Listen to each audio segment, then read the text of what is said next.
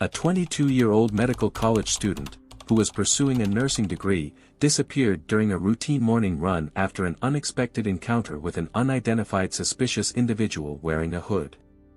Fortunately, law enforcement quickly discovered a series of critically important investigative leads that helped solve the case. However, with each newly uncovered fact, public outrage only continued to grow, as it became evident that this brutal offense could have been prevented. Welcome to the space of real criminal stories. This case sparked resonance not due to the controversy of facts, but because of its symbolic significance connected to deeper social problems. The volume of evidence collected by investigators allowed for the reconstruction of an almost complete picture of the tragic events. The key question that still remains open: what are the next steps? From unbridled parental grief to discussions at the highest state levels. The scale of this case is shocking. Let's examine the details thoroughly. 22-year-old Laken Riley was a passionate running enthusiast who dedicated 3 to 6 training sessions to the activity each week. She was usually accompanied by her friend Connolly, one of 3 roommates in their shared apartment. In May 2023, Laken transferred from the University of Georgia to Augusta University's nursing program. Her most cherished dream was to become a pediatric nurse. She loved children so deeply. On February 22, 2024, precisely at 9:09 in the morning, Laken left her residence near the student campus to go for a run through the sports field area. That morning, she was running alone. The location was a massive park complex with football fields, tennis courts, running tracks, and a lake. The area was extremely popular among student youth for active recreation and training. 2 minutes after starting her run, surveillance cameras captured Laken on the southern part of Millage Avenue. In her left hand, she held a mobile phone, and white earbuds were in her ears. Laken had a habit of listening to music or talking to her mother while running. However, on that tragic morning, she was not calling her mother. 6 minutes later, while on a narrow path leading to the running tracks, Laken suddenly stopped. Her smartwatch recorded the moment of interruption in her smooth movement. Immediately after stopping, an emergency signal was activated on her smartphone, and a call was made to the rescue service. The operator heard fragmented, "Hello, can anyone hear me?" In the receiver, barely audible muffled voices could be heard, then sounds of physical confrontation were detected, followed by 4 loud strikes. The phone conversation lasted about a minute before the connection was cut off. Subsequent attempts by the operator to call back to Laken's number were unsuccessful. Laken's friend Connolly, with whom she usually ran together, was busy with studies for almost the entire morning that day. Around 11:15, she checked her phone and saw multiple missed calls and messages. Her roommate Lily sent a message asking if anything was known about Laken. In a voice message, the girl's younger sister, Lauren, expressed similar concern. Throughout the morning, confusion arose due to a technical failure in the TNT cellular network. This complicated communication between the 2 friends, although it did not directly affect Laken's phone. By 11 a.m., all apartment residents were in a state of growing concern. Despite technical communication difficulties, they were confident that Laken should have made contact. Lily, upon returning home, discovered an alarming circumstance: her friend had not yet returned from her morning run. Using the shared geolocation monitoring feature, she found that Laken's mobile device had remained stationary in a wooded area near the sports fields for several hours. The 4th roommate, Sophia, who had just returned after taking an exam, joined the search. Bringing along a service dog named Champ, the girls set out to investigate the possible route of their missing friend, heading towards the forest area. Slightly deviating from the central path, they continued searching. Unexpectedly, the 4-legged companion signaled. Among the fallen leaves and branches, 1 white earbud was discovered. The girls immediately realized the accessory almost certainly belonged to Laken and immediately called law enforcement. "We're calling to report the disappearance of our roommate. She went out for a run around 9 in the morning, usually running around the lake near the dormitory. We haven't heard from her since." Communication was restored, so we hope the reason isn't technical issues. We checked her last geolocation and found only an earbud, Lily explained clearly to the operator. Did you try to call her? The dispatcher clarified. Yes, but the phone just rings, and she doesn't answer, the girl responded, trying to control her emotions. The girls were in a state of heightened anxiety, understanding that such behavior was completely uncharacteristic of Laken. What is your friend's name? The operator asked. Laken Riley, the girls responded in unison. Sergeant Kenneth Maxwell from the University of Georgia Police immediately recorded Laken's phone geolocation, taking an appropriate screenshot, and sent the coordinates to his colleagues along with her photograph. He immediately organized a large-scale search operation on the sports fields, systematically moving along the paths towards the last known location of the girl. Around 12:30 p.m., Sergeant Maxwell made a horrifying discovery. Found her body. She's here, he tersely transmitted over the radio. Laken Riley lay motionless on the ground surface beneath a massive tree, partially hidden by branches. Medical personnel who arrived first made maximum efforts at resuscitation, but their professional manipulations proved unsuccessful. The girl was diagnosed with critical injuries from a powerful blow from a blunt object to the left side of her skull. On February 22, 2024, at 12:07 p.m., the University of Georgia Police received an alarming call from a concerned person about a friend's disappearance during a morning run. Law enforcement immediately began search measures on the sports fields. At 12:38 p.m., law enforcement officers discovered Laken Riley's body. The girl was unconscious, showed no signs of life, and had pronounced traumatic injuries. The body's location was approximately 19.5 meters from the nearest path. The ground cover around showed characteristic signs of disturbance, with 2 stones found at the scene bearing blood traces that forensics would later identify as Laken's blood. With a high degree of probability, one or both stones were the instruments of the attack. The girl's mobile phone was found several hours later under another tree, at a significant distance from the body's location.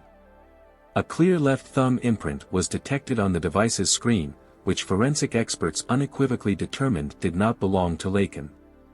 Forensic medical examination revealed that Laken Riley's death was caused by a complex of traumatic injuries, including severe skull damage and pronounced signs of mechanical respiratory tract obstruction. The nature of the violent actions indicated an exceptionally brutal and targeted attack. Records from her personal electronic health tracker captured a dramatic picture of the victim's final moments. After a sudden stop of vital processes, she remained on the forest path for critical 4 minutes. During this short time frame, a brief emergency call was made. Shortly after, the woman was moved approximately 18 meters deep into the forest area, which may indicate forced relocation or direct physical intervention. Biometric data from the electronic device recorded an extremely alarming picture. At 9:28 a.m., a complete cessation of vital processes occurred, but 17 minutes later, the device still registered minimal pulse fluctuations. During the crime scene investigation, senior investigator Kenneth Maxwell noted critical details. The victim's clothing was in complete disarray, with the upper body exposed. Investigators hypothesized a potential motive for the attacker, though it appeared that full assault had not occurred. At the initial stage of the investigation, law enforcement launched extensive search measures. Pedestrian paths near the water body were blocked, passers-by were questioned, video materials from surrounding buildings recording devices were seized, and a total check of garbage containers was conducted. An official representative of law enforcement reported round-the-clock interagency cooperation between the University of Georgia Police, Athens-Clarke County Law Enforcement, and the State Bureau of Criminal Investigations to solve the crime. Among the investigated objects, a large blue recycling container located at the edge of the parking area near the residential complex attracted particular attention. The container's location was several hundred yards from the student sports fields. During the container examination, a dark upper jacket was discovered, recently thrown on top of other garbage. The clothing item showed the presence of bloodstains and several long brown hairs tangled around its buttons. "Hair on the buttons, torn sleeves, clear signs of violent actions," commented one forensic expert. Laboratory studies confirmed that the discovered biological traces belonged directly to Laken Riley. 29 hair strands were extracted from the clothing item, and genetic expertise matched the DNA profile of the victim. A significant portion of the hair strands showed signs of violent removal, with obvious damage to hair follicles. A video recording from a neighboring house's entrance registry proved decisive for the investigation. The video recording captured a man calmly approaching the garbage container at 9:44 a.m., 15 minutes after Laken's cardiac activity had stopped. The man removed a branded Adidas sports cap from his head, giving it brief attention before replacing it. He then demonstratively discarded the blood-stained upper jacket into the garbage container and proceeded along the multi-apartment residential complex. While moving through dense bushes, he disposed of other physical evidence. In immediate proximity to the primary inspection area, law enforcement discovered 3 disposable black medical gloves. One of them showed damage, a through hole in the thumb area. Forensic expertise confirmed the presence of biological blood traces of Laken Riley on the discovered items. The next morning, around 8:20, University of Georgia police officers recorded a key detail: a man wearing a black Adidas cap, completely matching the description from previous video materials, was near the residential complex where the jacket and gloves had been previously found. The man's identity was established: he was Diego Ibarra, a Venezuelan citizen, a resident of the same residential complex. During initial contact with law enforcement, he presented a forged permanent residence document for the USA. Police managed to ascertain that Diego lived with relatives, his biological brothers Emmanuel, informally, Manny, and Jose Ibarra, also known as Victor, and a woman named Rosbely Flores Bello. All 4 were in the United States illegally, but sustained themselves through temporary work positions, primarily in food service establishments.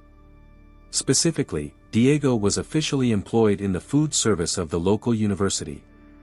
Particular interest from investigators was drawn to 26-year-old Jose Ibarra.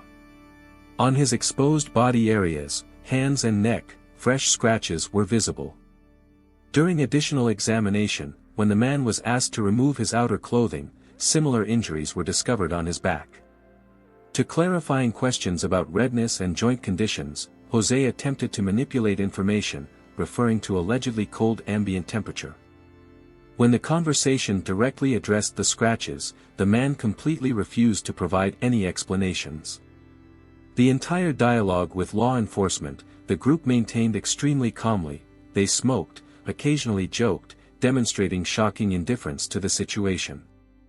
At a certain stage, investigators asked Jose to raise his hair for additional head examination, after which a rather strange communicative interaction occurred. Jose acknowledged that he usually wore headgear. Moreover, he unexpectedly pointed to his brother Diego, claiming that he often used a cap similar to the one his brother had during the morning of the incident.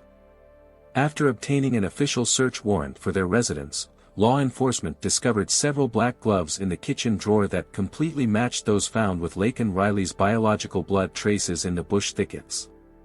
During the official interrogation, Diego Abra and Rosbely Flores confirmed that the person in the video near the garbage container was undoubtedly Jose Abra.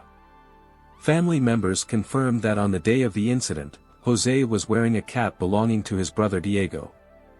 This information was unequivocally confirmed by photo materials from the suspect's personal phone. Specifically, at 4:30 and 5:37 in the morning, he took selfies wearing the same clothing as seen in the video recordings, a black Adidas cap and a dark jacket, which later revealed blood stains of Laken Riley. Moreover, the man published these photos on social media. Video recordings from neighboring residence entrance cameras captured a detailed picture of Jose's movements the day before and directly on the day of the crime. At night, he was consistently wearing the same jacket and cap, which he changed only after committing the unlawful actions. Surveillance cameras showed that at 10:30 in the morning, the man went to another trash container in the complex with a plastic bag. 3 minutes later, he returned without it. Investigators established a critically important detail: the specified container was emptied according to the scheduled time, 45 minutes after Jose left a bag in it. At the same time, the graphic print shirt he was wearing under the jacket and a small backpack or shoulder bag, recorded in the video footage, were not found in either the container or the suspect's residence. The investigation suggested that these items were discarded in the container at 10:30 in the morning. The charges against Jose Abra took on an extraordinarily serious character. Forensic experts from the Georgia Bureau of Investigation conducted a thorough examination and found that the left thumb fingerprint on the victim's mobile phone belonged to Jose. Moreover, genetic material from the suspect was discovered under Laken's right-hand fingernails, explaining the numerous scratches on his body. The official version of law enforcement states that Jose Abra brutally attacked and killed Laken Riley. A police representative released an official statement: "We have obtained an arrest warrant for Jose Antonio Abra, a 26-year-old resident of Athens. He is not a citizen of the United States of America." The investigation established that there was no previous contact or acquaintance between Jose and Laken Riley. According to investigators, this was a typical random crime: a man saw a potential victim and took advantage of the situation, leading to tragic consequences. Parallel to the accumulation of evidence, massive public protests began. Public outrage significantly increased after the details of Jose's past and criminal biography were revealed. It was discovered that Jose Abra and his wife Laken Franca crossed the border between the USA and Mexico in September 2022, arriving in El Paso. The man was detained but subsequently released on probation. At that time, Venezuelan citizens had a special temporary protective status due to political instability in their country of origin, which effectively allowed them to legally stay in the United States. The procedure for reviewing Jose's asylum application could have lasted several years, and meanwhile, he and his brothers had already violated the law. Additional investigations revealed that over the past 2 years, law enforcement had at least 2 chances to detain Jose, but for unknown reasons, this was not done. In September 2023, Jose's life circumstances took a critical turn during his stay in New York State. Law enforcement officials charged him with dangerous behavior and traffic violations.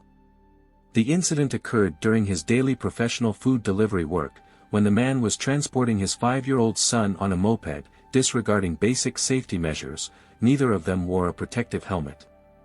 The local New York administration decided to temporarily release Jose without waiting for a formal warrant related to his immigration status. Soon after, the man established communication with his brother Diego, who at that time was renting a residential space in Athens, Georgia, and offered potential work opportunities. In October of the same calendar year, Jose, together with his companion Rosbala, whom he met in Queens, traveled by humanitarian flight to Georgia. There, they joined his brothers Diego and Menei. Shortly after moving, the brothers found themselves in an unpleasant situation. They were detained for petty theft at a Walmart shopping center. Notably, this was a repeated episode of a similar offense. However, due to the lack of a clear procedure for checking immigration status during formal detention, the men received only monetary penalties and were released. The subsequent course of events gained significant public resonance, especially on the eve of the presidential elections. The case of Jose Abra, who was accused of murdering Laken, became the subject of large-scale public discussions and political maneuvering. Georgia Republican Representative Mike Collins proposed a legislative initiative that would mandate the detention of foreign nationals who committed offenses. The bill, named the Laken and Riley Act, contained provisions for mandatory arrest of individuals who committed theft or robbery. Meanwhile, the bill faced criticism. Opponents emphasized the inappropriateness of collective responsibility, arguing that unlawful actions are a personal characteristic of a specific individual, not a property of the entire migratory community. While responding to tragic events, it's important to ensure targeted and rational use of administrative resources, critics of the document stressed. Supporters of the bill, on the other hand, argued that if such a legislative norm had existed earlier, the murder suspect would not have been at large. In March 2024, the document was approved by an overwhelming majority in the House of Representatives, demonstrating high support among lawmakers.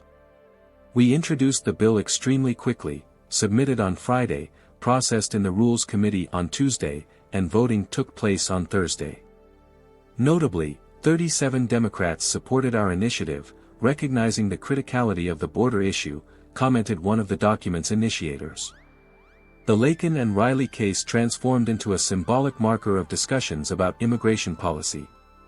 It was actively discussed during the annual presidential address and within the election campaigns of both political camps.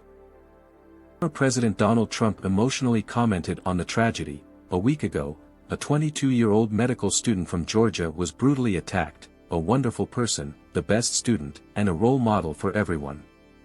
This migrant should not have been in our country, and during the Trump administration, he would not have been here. For the deceased's family, the publicity of the case became an additional painful ordeal. Donald Trump, demonstrating personal involvement in the case, reported a behind-the-scenes meeting with the family of the deceased Laken and Riley. He personally assured the girls' relatives of his support and intention to fight for justice. The Lincoln family was in deep emotional crisis. Their statements reflected a complex range of experiences, from acute pain of loss to socio-political reflection. This is an incredible tragedy, they emphasized, but how many thousands of lives are cut short every year due to illegal migrants' unlawful actions? The parents of the deceased, speaking publicly, highlighted their daughter's personal trajectory. She deserves to be talked about as an outstanding individual, they stressed. Every moment of her life is worthy of respect and memory. Describing the circumstances of the tragedy, they noted psychological nuances of her penultimate day of life. That morning she decided to run alone, although she usually did this in the company of friends, the parents said with pain in their voices. Laken's father emotionally confessed, "I would give everything to be near and protect her. If only this could have happened to me instead of her." Judicial proceedings and forensic evidence. The preliminary hearing in the Jose Abra case was scheduled for November 2024. The indictment contained 10 serious criminal charges: intentional murder, murder under aggravating circumstances, assault with severe consequences, cruel treatment, illegal deprivation of liberty, kidnapping, obstruction of emergency services, attempted violence, and violation of personal boundaries. Forensic evidence formed a striking picture of the crime. Video recordings and testimonies documented the detailed sequence of events on February 22. At 6:50 in the morning, an unknown person was captured near a bus stop wearing dark clothing and holding a white cup. Surveillance cameras recorded a man in a hooded jacket, with a bag over his shoulder, wearing a hat and black gloves, attributes later identified as belonging to the accused. The recordings demonstrated especially suspicious behavior. The man approached one of the apartments 6 times, twice attempting to open the doors. The young graduate student, hearing suspicious sounds, immediately called the police. Forensic evidence gained particular weight after analyzing the white cup found at the crime scene. DNA expertise confirmed its belonging to Jose Abra. Alcohol was discovered in the container. On February 22, the suspect, according to case materials, was dressed in a black hat, a hooded jacket, and disposable kitchen gloves. Each detail of the investigation formed a consistent picture of the crime, which was to become key during the court proceedings. On the day of the tragedy, the defendant went hunting for a victim within the University of Georgia campus, demonstrating a premeditated criminal intent. The case was handled by Special Prosecutor of Clark County Sheila Ross, who appeared before Clark County Superior Court Judge Patrick Haggard. Her prosecution speech was distinguished by its detail and persuasiveness. Jose Antonio Abra consciously declined a jury trial, recognizing potential bias that could influence the verdict in this high-profile case. His lawyers employed a tactic of partial evidence denial, attempting to undermine the charges. The defense proposed a version that the person in the video near the trash bin could be the defendant's brother, Diego. However, Special FBI agent James Baer presented the court with indisputable technical evidence that refuted this version. Forensic data from the accused and the deceased's electronic devices created a detailed picture of events. Laken's smartwatch GPS tracking confirmed her location in the forest where her body was later discovered. Phone data indicated Jose's phone was present in the same location during the crime. The defense's version about possible phone usage by other persons, including brother Diego, did not withstand fact-checking. It was established that on the day of the crime, Diego was working in the University of Georgia cafeteria, and no physical evidence existed of his presence near Laken. Decisive evidence came from biological traces, Abra's DNA under the victim's fingernails and his fingerprint on her phone. These irrefutable proofs pointed to the accused's direct involvement in the crime. During 3 days of court proceedings, Jose Abra demonstrated emotional indifference, listening through an interpreter. 3 of the deceased's neighbors, Connolly, Lily, and Sophia, provided important testimony to the court. Particularly striking was the moment of reproducing the 911 emergency call made from Laken's phone. Abra maintained an absolutely neutral facial expression, even when video footage from Sergeant Maxwell's body camera showing the body's discovery in the forest was presented. Many present relatives and friends of the deceased could not bear watching these horrifying frames and left the courtroom. Video materials and biological evidence unequivocally testified to the intentional murder of Laken Riley during an attempted. The criminal intent became obvious just 73 minutes after the first encounter with the victim.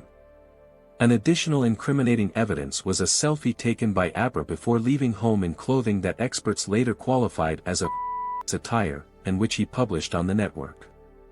Judge Haggard, taking a 20-minute break for final consideration, delivered the verdict. Intentional murder, guilty. Murder under aggravating circumstances, guilty. Kidnapping with bodily harm, guilty. Before sentencing, Laken's relatives delivered moving speeches: Mother Allison Phillips, Grandfather John Phillips, Sister Lauren, Father Jason Riley, and friends. They spoke about the irreparable loss and the uniqueness of the deceased. Laken was a bright person who dedicated herself to service, choosing the profession of a nurse. She was a support for her younger sister, her church, and close friends. Particularly emotional was her sister's speech, who spoke about the impossibility of comprehending the crime's motives and the irreparability of the damage. I think about her fear, about what she anticipated about her fate, but couldn't do anything. This man destroyed my life. Jose Antonio Abra received life imprisonment without the possibility of parole. The Clark County District Attorney's decision not to seek the death penalty drew criticism. Georgia State Senator Colton Moore called on the Attorney General to review this decision, but no legal grounds were found to modify the sentence. Thus ended the tragic life story of Laken Riley, a young woman who became a victim of cruel and unprovoked violence. Teigli Palmer, a 12-year-old girl standing on the threshold of life's trials. Her ordinary teenage fate turned into a tragic series of circumstances. Her life path proved to be complex and dramatic, filled with painful challenges. The girl's biological mother was forced to transfer her to Child Protective Services due to a real threat posed by her husband, Doan. The woman was convinced that this decision would be the only chance to protect her daughter and give her an opportunity for a future. Unexpectedly, the kindness of strangers did not bring the anticipated salvation. The girl, whom her relatives still called Tia, was awaiting a horrific tragedy. Turan Suprak forced his wife Cindy to relinquish parental rights and transfer Teigli to the foster care system. For Cindy, this was a forced decision. She considered it the only correct way to save her own child. Being a victim of domestic violence herself, the woman sought to protect her daughter from a similar fate. She had no opportunities for full child rearing due to destructive family circumstances. Teigli grew up as a disobedient, impulsive child who often ran away from home to avoid witnessing parental conflicts. In January 2015, Child Protective Services decided to place the 12-year-old girl in a foster family in the small town of Chambers Field, located approximately an hour's drive from Brisbane. It was a typical Australian town with a population of about 2,500 residents. The new family for Teigli became the Thornbuns, family head Rico, his wife Julia, and two sons, 19-year-old John and 18-year-old Trent. By this point, the girl had already changed several foster families, as her difficult character did not allow for quick adaptation. Some considered her too conflictual. The Thornbun family was no exception to this rule. Teigli was extremely dissatisfied with the prospect of living with two older teenage boys. However, she had no choice. At that time, the Thornbun couple, Rico and Julia, had been married for over a quarter of a century. The husband had previously worked as a large transport driver, but after a serious spinal injury, he was forced to radically change his profession. He founded a small fast food business using a mobile food truck and simultaneously maintained a small horse farm. Rico's wife, Julia, ran a home-based daycare. The Thornbun family was considered impeccable, respected, and exemplary in all social circles. This was precisely why Child Protective Services chose this family to place Teigli. For 4 months, it seemed that the girl had successfully adapted to her new family. She was attending Morrison State School, located 20 minutes from home. Life finally appeared to have settled into a calm routine, her environment had grown accustomed to her, and she had made peace with her household. In reality, the situation was much more complex than it appeared on the surface. October 30, 2015, began as an ordinary day for the Thornbun family. Rico drove his foster daughter to school, after which he returned home and began repairing his own car. A few hours later, he received a call from the school reporting Teigli's absence from classes. Such escapes were not unusual, the girl was accustomed to running away from problems. However, this time her searches proved futile, despite her typically quick returns or swift discovery.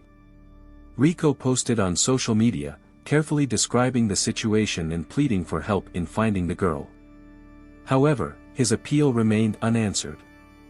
The foster family knew about Teigli's enthusiasm for Halloween, she eagerly anticipated the holiday and had even prepared a costume.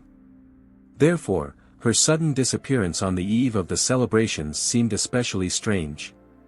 Soon, the family contacted the police, and the teenager was reported missing.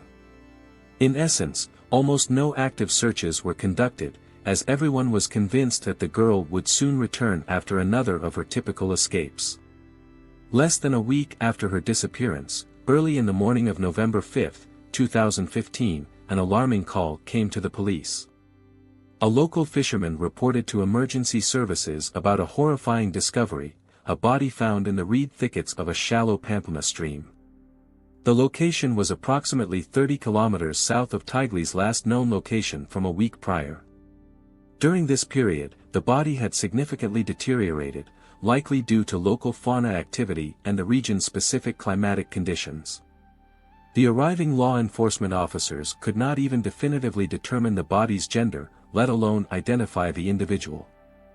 They could only approximately establish the age as teenage. The body's condition induced horror and shock. Minimal clothing was present on the body, only underwear. Upon discovery, the body was immediately sent for forensic examination. By cross-referencing the finding with the list of missing persons in the area, the police hypothesized that this could be the body of 12-year-old Teigli, who had disappeared a week earlier. Subsequently, the police version was confirmed by DNA laboratory analysis. The law enforcement's worst assumptions found their horrifying confirmation. During the examination, it was established that the wounds, initially perceived as animal bite marks, were actually inflicted by a human. 12-year-old Teigli had become a victim of inhuman violence. The case was reclassified as a murder, after which a thorough investigation began. Considering that Rico Thornbun was the last person, according to the investigation, who had seen Teigli alive, law enforcement initially focused on his testimony. From the very first moments of communication, the man aroused serious suspicion with his ambiguous behavior and inconsistencies in his statements. However, all versions required careful verification and documentary confirmation. The investigators decided to also interview other members of the foster family, perhaps someone possessed additional information. Preliminary interviews with family members provided no substantial data. Everyone unanimously confirmed the family head's version that he personally drove the daughter to school at 7 in the morning. No one else had seen the missing girl. The next step was for investigators to go directly to the educational institution to verify the family's testimony. It was there that they managed to obtain fundamentally new information. Detectives conducted a large-scale interrogation. Over 100 people were questioned, including Teigli's classmates, her friends, and teachers.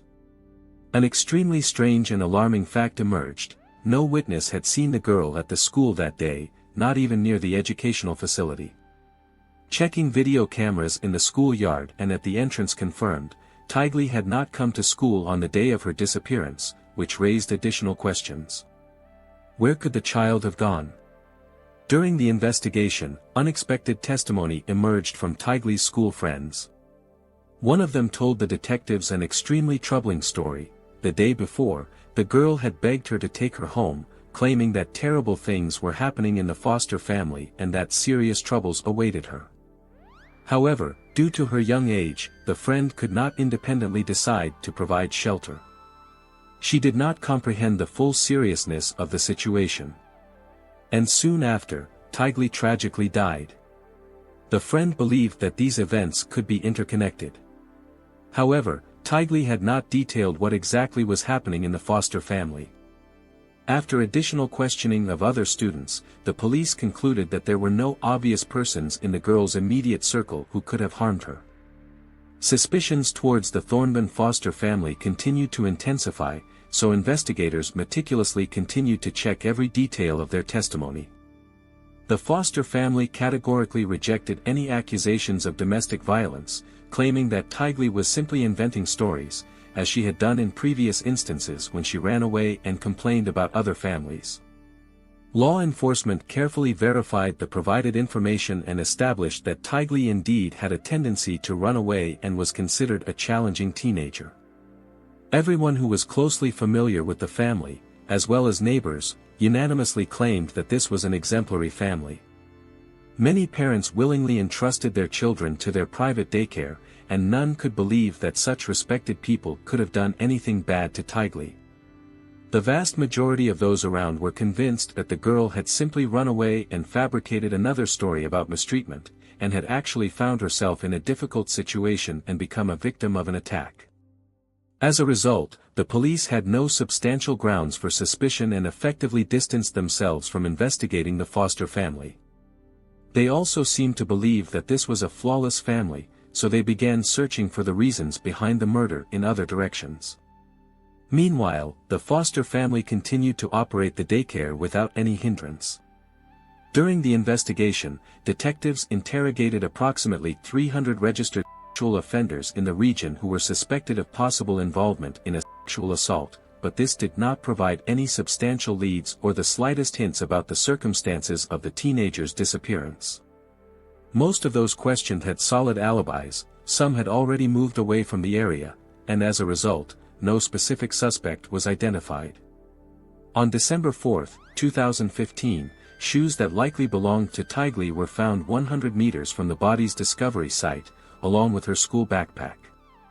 This tragic story became so widely publicized that it instantly attracted public attention.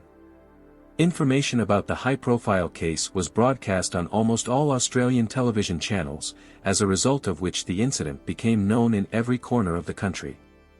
Before the funeral, several large-scale pickets took place, during which people demanded to find those responsible for the girl's horrific death, who obviously did not deserve such a fate. The biological mother of the deceased personally organized protest actions and persistently demanded detailed explanations from law enforcement regarding her daughter's death, repeatedly appearing on television broadcasts to draw wide public attention. The woman was extremely outraged by the inaction of Child Protection Services, to whom she had once entrusted her daughter. Partially because of this, over 600 people were present at the farewell ceremony, most of whom had not even known Teigli during her life but came to pay their respects and sympathy to the unfortunate child. Many of those present were dressed in white and purple t-shirts with heart images and Teigli's name. Purple was the girl's favorite color. Around 400 white roses were laid on her grave, and as the hearse departed, purple balloons were released into the sky, symbolizing farewell. 5 months had passed since Teigli Palmer's tragic death, and law enforcement was still in complete informational uncertainty. To obtain any testimony, a cash reward was announced, an impressive sum of 250,000 Australian dollars, approximately equivalent to 160,000 US dollars. The girl's biological mother actively used media space, emotionally appealing to the public. She passionately implored possible witnesses to come forward and urged the perpetrators to confess. In addition to the large monetary reward, police guaranteed complete immunity from prosecution to any person who was not the direct perpetrator of the crime but would provide critically important information. Despite all efforts, gathering useful information proved impossible. The police received occasional phone calls from concerned citizens, but none contained substantial data for the investigation. Summer 2016 arrived, and the police still did not have even a probable suspect. Detectives methodically interrogated individuals previously involved in sexual crimes. The critical state of body decomposition made it impossible for forensic experts to obtain any significant evidence, so investigators could not even precisely determine the direct cause of death. The only expert assumption was based on a discovered fracture of the hyoid bone, which indirectly suggested strangulation. The most plausible theory of the investigation at that moment was kidnapping by a random motorist near the school, as the area where children were dropped off was not equipped with video surveillance systems, creating a potential risk zone. However, this remained merely a theoretical version of law enforcement. The reward of 250,000 Australian dollars designated for information that would help detain the criminal had still not interested anyone. Only in May 2016, after more than 6 months of exhausting work, an anonymous phone call arrived at the police station with unexpected information. An unknown caller assured that they had fundamentally important testimony regarding Teigli and the Thornbun foster family. According to the anonymous source, the Thornbuns had deliberately sought a problematic child from the beginning, as this provided an opportunity to receive increased state assistance. They demonstrated no emotional feelings towards Teigli, having exclusively mercenary interests. Moreover, the interlocutor asserted with complete certainty the potential involvement of all family members in the tragic events surrounding Teigli. However, the information ended there. The man suddenly hung up, providing no additional details. The identity of the anonymous informant could not be established, despite all attempts to obtain additional information. Considering the unexpected phone call, law enforcement decided to return to the version of possible involvement of the foster family in the murder. At the initial stage of the investigation, they had not paid attention to students' testimony about domestic violence in the Thornbun family. However, they failed to confirm previous assumptions, and the version was rejected. Now, detectives decided to focus again on the foster family. During the verification of the anonymous witness's information, police conducted repeated interviews with school students. One of the victim's friends revealed shocking details about the relationship between Teigli and 19-year-old Trent Thornbun, a local heartthrob. Due to her young age, the girl did not fully understand the nature of the relationship, sincerely believing it was genuine, as Trent assured her. She was even in love and fascinated by the horses on their farm. At the same time, Teigli felt a strong fear of Trent and the entire family, which made her want to escape. Assumptions emerged about the existence of not only emotional but also severe physical violence against a minor. The student's testimony required careful verification, but repeated interrogations of family members yielded no results. They all categorically denied any suspicions, especially regarding sexual harassment of a minor. Due to serious suspicions, the Thornbuns' guardianship permission was immediately revoked, and their foster family status was suspended. Law enforcement installed listening devices in their house, receiving shocking information daily that destroyed the image of a respectable family.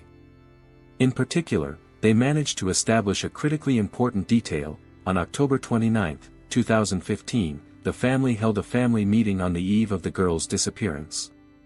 During this meeting, Trent complained to his parents about abdominal pain, which caused serious concern and suspicions about the possible pregnancy of the 12-year-old girl.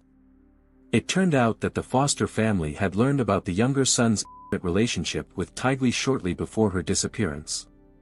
Trent contacted her exclusively during moments when other family members were absent.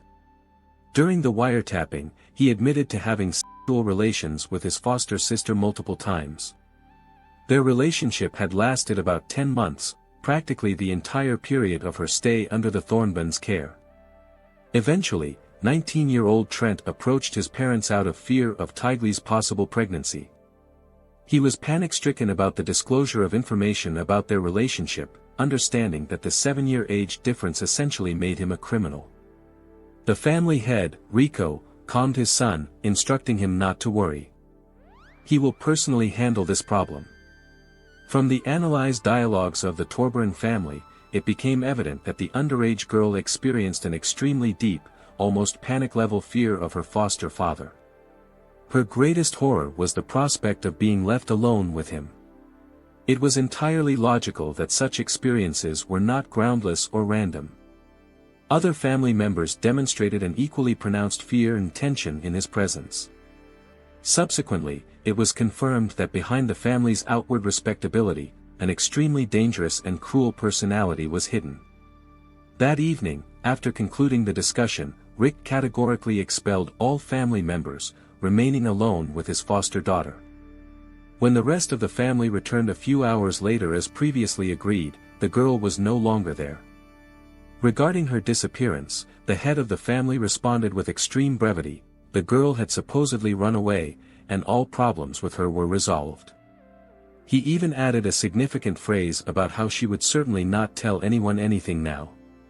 Family members immediately had well-founded concerns about a potential fatal scenario. They suspected that the father might have physically eliminated the child, being confident in her silence. When one of the sons attempted to check the girl's room, Rick stopped any such attempts with extraordinary aggression and threat.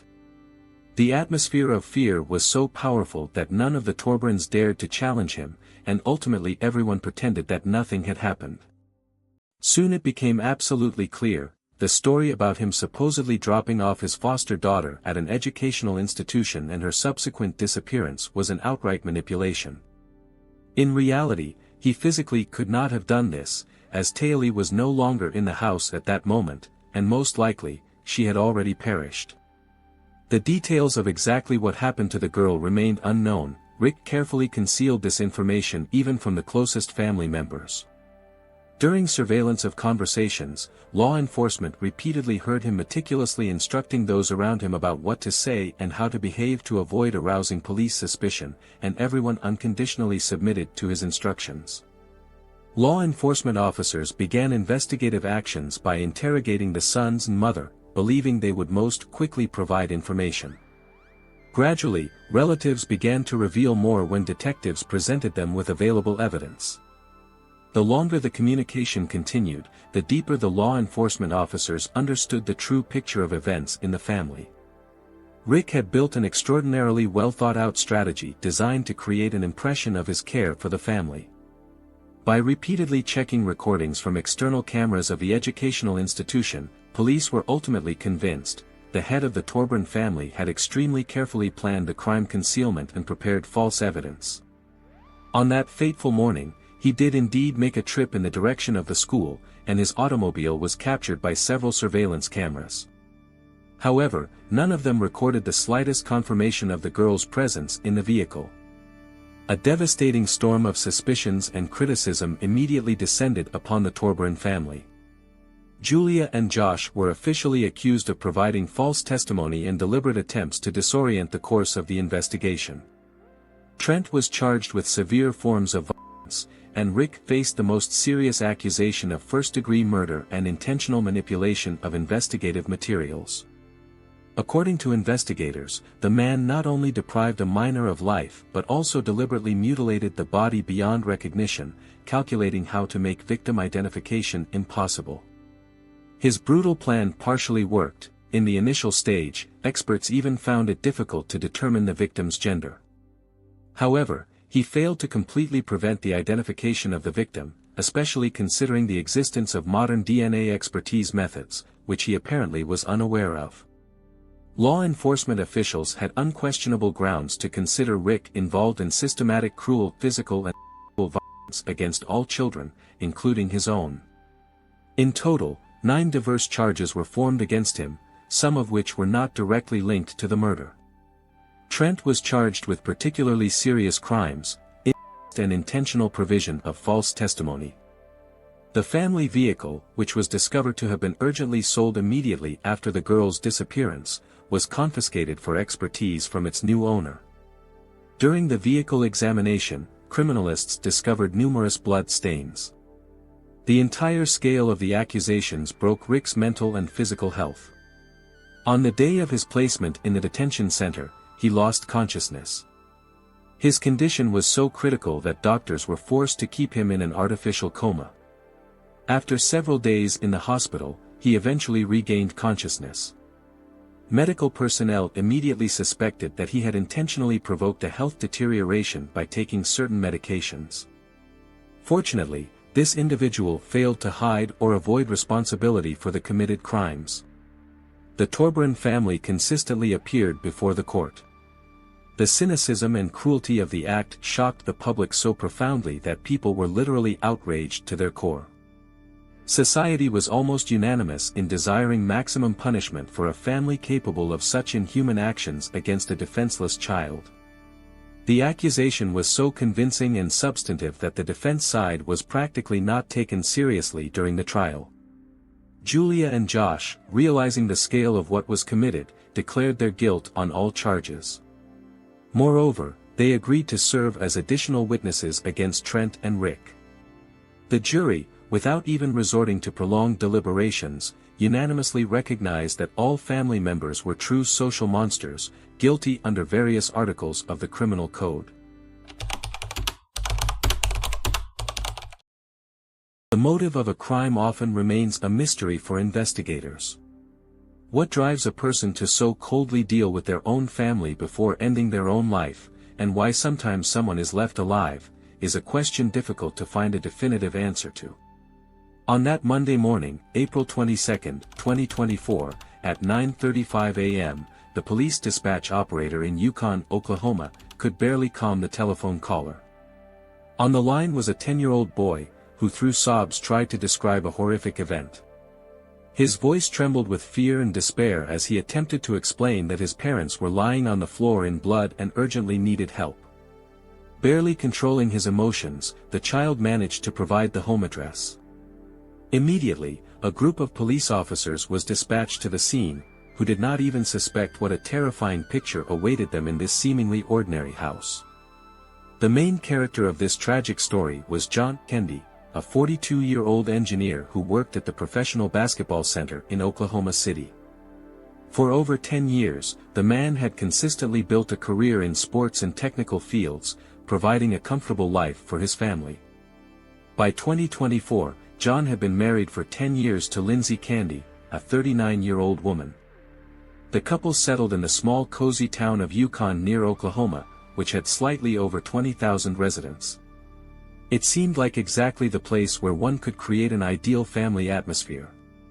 Over the years of marriage, the Kendys had 4 children, 18-year-old Dylan, 14-year-old Todd, 12-year-old Luke, and the youngest 10-year-old child, whose identity was not disclosed due to their vulnerable age. Spring 2024 would forever be etched in the memory of this youngest child as a time of unbearable pain and traumatic experience. To those around them, the Candy family seemed like an embodiment of the American dream, friendly, close-knit, a classic family unit raising children in the calmest and safest suburb of the state. The parents always cared about their children's comfort and future, giving them freedom of choice and support. The eldest son, Ethan Alokas, had graduated high school in 2023 and was ready to start adult life.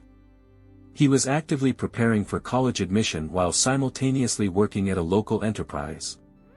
The young man did not want to be a burden to his parents and demonstrated remarkable independence. None of the family members showed any signs of mental disorders. Their life before the tragic events seemed absolutely ordinary and calm. The parents were far from conflicts, and the children had complete support and understanding. They were regular visitors to a local bakery, even appearing in advertisements as favorite customers. The day before, on April 21, 2024, the entire family gathered together. The older children, returning from walks with friends, were preparing for the work week, planning to go to bed early. No one even suspected the horrific fate awaiting this seemingly prosperous family. The atmosphere seemed perfect, a quiet family dinner, shared plans, a typical pre-evening time in a cozy suburban house. However, behind this external propriety, a terrible secret was about to be revealed. That Sunday evening, everything seemed ordinary for the Candy family, as if nothing foreboded the future tragedy. After dinner, Jonathan decided to rest, and the children retreated to their rooms on the second floor. The house's silence was suddenly broken by the voices of the parents. Sounds of an argument, increasingly resembling a genuine conflict, came from the first floor. The children heard their parents' voices becoming louder and more emotional. It seemed the tension between Jonathan and Lindsay had reached a critical point. Although the reason for the argument remained unknown, it was evident that Jonathan was in a state of uncontrollable rage. The atmosphere in the house was so tense it seemed about to explode. However, none of the children paid particular attention to this quarrel. Such conflicts had happened before. In the youngest boy's room, a fan was working, muffling the sounds coming from the lower floors. He had no idea what tragedy was unfolding literally nearby. Suddenly, the fire alarm went off. According to forensic experts, this occurred due to gunpowder gases formed during shooting. The sharp beeping of the sensor awakened the 10-year-old boy, who until that moment had been sleeping soundly. Bewildered by the unexpected signal, he got up and began carefully looking around. The doors to his brother's rooms were left open, which seemed strange to him, but not enough to cause serious concern. The boy decided that perhaps everyone was already awake because of the alarm. Descending the stairs to the first floor, he noticed the light was on in the living room. He called out to his parents and brothers several times, but heard only the continuous beeping of the alarm. The child's heart began to beat faster with a premonition of something terrible. When the boy entered the living room, his gaze immediately fell on the bloody stains covering the walls and furniture. In the middle of the room, his parents, Jonathan and Lindsay, lay motionless. The man was lying on his wife, with a wound to the head. Fear and shock paralyzed the child. He rushed to his parents, trying to revive them, not fully comprehending the scale of the tragedy. The cold bodies of his parents, the bloody wounds, all of it seemed impossible, like a horrific dream. Receiving no response, the boy began calling his brothers, hoping that someone could help. He could not believe he was left alone. Checking his older children's rooms, he found the same horrific scene, blood everywhere, motionless bodies. Confusion was replaced by a realization of the need to act. Through tears and fear, the boy managed to dial the rescue service number. His trembling voice could barely convey information to the dispatcher: someone had killed his parents and brothers. On that Monday morning at the Oklahoma police station, a phone call rang out that would forever change the life of a small boy. The unspeakable horror of a family tragedy was just beginning its terrifying narrative. On that fateful day, the 10-year-old boy, in a state of shock, managed to gather his last strength and open the door for the arriving law enforcement officers. Police officers and paramedics, entering the premises, immediately understood the full horror of what they saw: there was no salvation. The bodies of family members had been in the house for several hours. This was evidenced by characteristic signs: congealed blood on the floor, exhausted poses of the deceased. The parents and older brothers were declared dead at the crime scene. The police immediately surrounded the house with a special restrictive tape, launching an urgent investigation of the bloody tragedy. Forensic experts and detectives who arrived at the scene reconstructed the tragedy with horror. The version of external intervention was instantly rejected, no signs of violent entry into the house were found. The doors and windows were in an undamaged state, no break-in traces were recorded. The most horrifying version began to take shape quite quickly: the murder was most likely committed by one of the family members. The 10-year-old witness, covered in blood, immediately came under the close attention of law enforcement. Police officers even suspected his possible involvement in the tragedy, as such cases had occurred in practice. However, a detailed investigation quickly dispelled all doubts about the child. Expertise proved the absence of gunshot residue on his hands, and no juvenile fingerprints were found on the discovered weapon. Forensic experts meticulously examined every square meter of the premises, checking the possibility of staging the crime. Street surveillance cameras captured only the Candy family members returning from the store in the evening. No third-party movement was recorded. The boy told investigators that he had heard an argument between his parents before falling asleep. The pose found near the weapon eloquently testified that the father, 42-year-old Jonathan, was the main suspect in the murder of his own family. Forensic experts became increasingly convinced of his coldness and cruelty. The question of motive remained mysterious: why did a loving father suddenly turn into a murderer? Why did he kill his wife and children, leaving the youngest son alive? No note or explanation was found. The forensic examination of the murder weapon confirmed the worst suspicions: all family members, including Jonathan himself, were killed with the same pistol. Only his fingerprints were found on the weapon's grip, which ultimately excluded the version of third-party intervention. The course of the crime itself turned out to be the most horrifying. No defensive reaction, no resistance, as if the family was in a state of complete defenselessness. First, Jonathan killed his wife, who did not die immediately. While the woman was slowly dying in a pool of blood, the man went upstairs and methodically killed the sleeping sons. Lindsay likely heard everything that was happening but was absolutely helpless. Detectives called this tragedy an extremely strange incident. None of the acquaintances could even suggest that the respectable family man Jonathan was capable of such an act. There were no criminal episodes in his biography. The police had never been called for conflicts or domestic violence. That is why law enforcement initially considered alternative versions, from robbery to attacks by third parties. The investigation continued, leaving many questions unanswered. The investigation into the tragedy encountered increasingly more mysteries. It seemed that this pleasant, sociable family could not have had enemies, let alone reasons for such unprecedented aggression from Jonathan. Police experts conducted thorough investigations that ultimately confirmed the head of the family's involvement in the crime. Law enforcement officers began large-scale interviews with relatives and neighbors, trying to comprehend what could have pushed the once loving family man to such a horrific act. Everyone who knew the Candy family unanimously characterized them as an exemplary and friendly family. Over years of communication, no one could recall any conflict or criminal episode. Jonathan seemed the embodiment of decency and calm, the last person who could resort to a weapon. The tragedy was most shocking for the relatives. They categorically refused to accept the reality that Jonathan had committed these acts. Upon hearing the official confirmation of his involvement in the murder, the family members fell into indignation, calling the man a psychopath and refusing to even mention his name.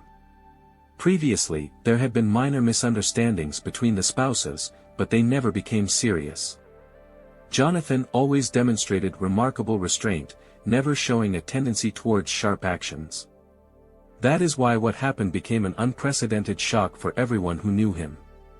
Local media began actively discussing the tragedy, trying to learn as many details as possible. Journalists literally hunted for a sensation, and only thanks to the efforts of law enforcement were they able to protect the only survivor, the minor witness to this terrible story. The investigation established that the day before the tragedy, the Candy family was living an ordinary life. They had time to visit the store, the older children met with friends, and in the evening gathered together again. According to the younger son, that day the father behaved absolutely normally, showing no signs of aggression or anxiety. Unexpected information was provided by 68-year-old neighbor Michael Boru. The men were longtime friends, often helping each other with household chores and maintaining friendly relations. It was Michael who had learned about Jonathan's hidden problem, a depressive state. According to the neighbor, several years ago Jonathan confessed that he suffered from depression and was taking medications prescribed by a doctor. He tried to hide this fact from others, although he had confided in Michael. At the time, the man occasionally spoke disparagingly about his wife, but nothing indicated the possibility of such a horrific outcome. Later, Jonathan assured that he had overcome depression, returned to a normal state, and no longer felt the previous negative emotions.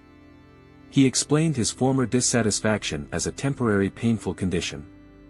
Investigators meticulously checked Jonathan's medical documentation, hoping to find at least a hint of the tragedy's cause.